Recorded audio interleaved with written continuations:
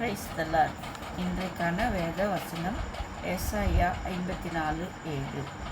இமைப்பொழுது உன்னை கைவிட்டேன், ஆனாலும் உருக்கமான இரக்கங்களால் உன்னை சேர்த்து கொள்வேன். ஆம் பிரியமானவர்களே, நம்முடைய இக்கட்டான சூழ்நிலையில், பாடுகளின் மத்தியில் நம்முடைய மனதில் அடிக்கடி எழும்புகிற கேள்வி, தேவன் நம்மோடு இருக்கிறாரா?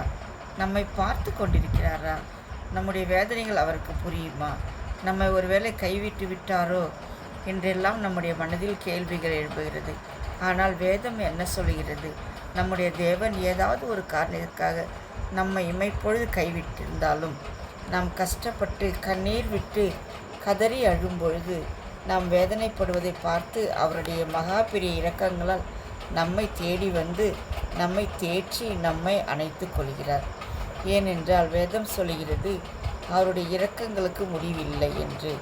எனவே தேவ பிள்ளைகளே, நாம் பாடுபடும்போது தேவன் நம்மை கைவிட்டு விட்டாரோ என்று எண்ணாதிருங்கள்.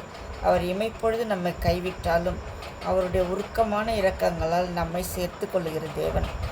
நாம் அவரை நோக்கி கூப்பிடும்போது உடனே நமக்காக கிரியை செய்கிற தேவன். ஏசாயா 54:8 அதற்கு அடுத்த வசனம் சொல்கிறது, அற்பகாலம் மூண்ட கோபத்தினால் என் முகத்தை இமைப்பொழுது உனக்கு மறைத்தேன், ஆனாலும் உருக்கம் நித்திய கிருபையுடன் உனக்கு இறங்குவேன் என்று சொல்லப்பட்டிருக்கிறது.